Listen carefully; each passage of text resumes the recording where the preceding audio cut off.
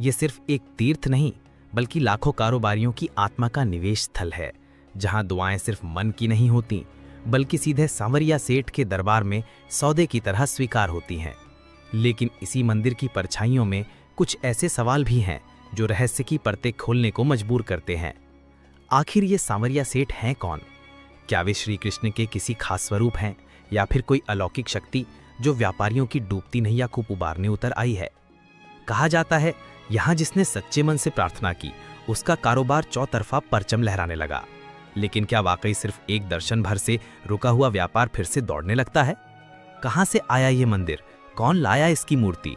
क्या सचमुच वह स्वयं धरती से प्रकट हुई थी, एक रहस्यमयी स्वप्न के संकेत पर? और सबसे चौंकाने वाली बात, क्या ये सत्य है कि इस मंदिर में जो भी चढ़ावा आता है वो सीधे भगवान के नाम पर बैंक में जमा होता है, या इसके पीछे भी कोई और अनकहा रहस्य छिपा है? क्या आपने कभी सोचा है, क्या ईश्वर का भी बैंक खाता हो सकता है? और अगर हो सकता है तो क्या वो खाता सीधे भक्तों की श्रद्धा से भरता है? चित्तौड़गढ़ के एक कोने में बसे सांवरिया सेठ मंदिर को यूं ही भारत का इकलौता बिजनेस गॉड नहीं कहा जाता। यहाँ के व्यापारियों की परंपरा कुछ अलग ही है। पहली कमाई की मिठास हो या मुनाफे का उत्सव, कंपनी की रजिस्ट्री हो या नया कारोबार, जब तक ये सब सांवरिया सेठ की चौखट पर समर्पित न हो जाए, तब तक लगता है मानो शुरुआत अधूरी है। हर साल लाखों लोग यहाँ सिर्फ दर्शन के लिए नहीं आते, वे आते हैं अपनी तकदीर के पन्नों को फिर से लिखवाने। लेकिन एक सवाल जो हर किसी को भीतर तक झकझोर देता है, जो करोड़ों का चढ़ावा मंदिर में आता है, उसका होता क्या है? कौन संभालता है उसे? कहाँ जाता है वो धन?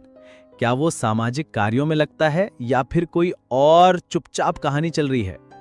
और जो बात इस मंदिर को एक रहस्य से जोड़ देती है, क्या आप यकीन करेंगे कि इस मंदिर की नींव रखने का विचार 3 अलग अलग व्यक्तियों को एक ही रात एक ही सपना देखने के बाद आया था?